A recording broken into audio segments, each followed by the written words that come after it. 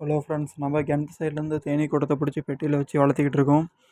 இந்த பெட்டியில் பார்த்தீங்கன்னா குயின் செல் ஃபார்ம் ஆகிருக்குது. குயின் செல்லை தான் நம்ம இன்றைக்கி ரிமூவ் பண்ண போகிறோம். குயின் செல் எதனால் ஃபார்ம் ஆகுனா, ஒன்று பாப்புலேஷன் அதிகமான கூட்டத்தை பிரிச்சுட்டு போகிறதுக்கு அதிகமாக குயின் செல் வைக்கும்.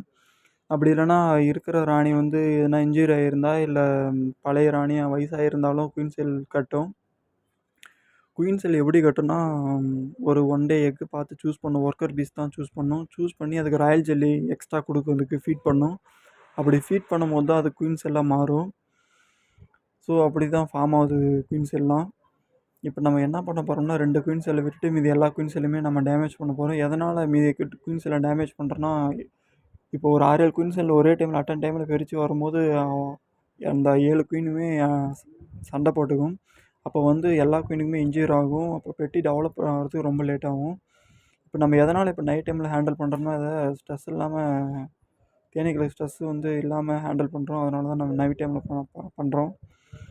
தேனீக்களுக்கு வந்து புகையோ இல்லை அடிக்கடி ஓப்பன் பண்ணி பகல் டைமில் பார்க்கும்போது ரொம்ப ஸ்ட்ரெஸ்ஸாக ஃபீல் ஆகும். புகை போட்டாலுமே ஒரு 40% சான்சஸ் இருக்குது பெட்டிகள் வர்றதுக்கு. ஸோ அதனால் நம்ம புகையும் போட மாட்டோம்.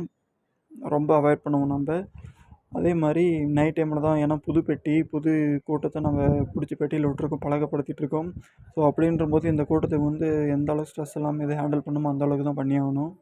பாருங்கள், இப்போ 2 குயின் செல்லை மட்டும் விட்டு இதெல்லாம் டேமேஜ் பண்ணிட்டு இந்த அடையை கரெக்டாக வச்சிட்டாலே அதுக்கு வந்து கண்டினியூஸாக இது மேலே டெவலப் ஆகும்.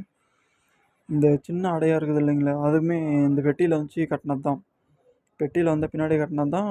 ஒரு 10 நாள் குயின்லாம் எக்கு வச்சிச்சு, அதுக்கு மேலே ஸ்டாப் ஆயிடுச்சு. ஸோ இப்போ நம்ம எல்லாமே கட் பண்ணிட்டு பெட்டி க்ளோஸ் பண்ணிட்டோம். இது 1 மந்த்துக்கு நம்ம எந்த டிஸ்டர்பன்ஸுமே பண்ண தேவையில்ல. அதே ஆட்டோமேட்டிக்காக கரெக்டாக டெவலப் ஆயிரும். நம்ம 1 மந்த் கழிச்சு கண்டிப்பாக வீடியோ போடுறேன்.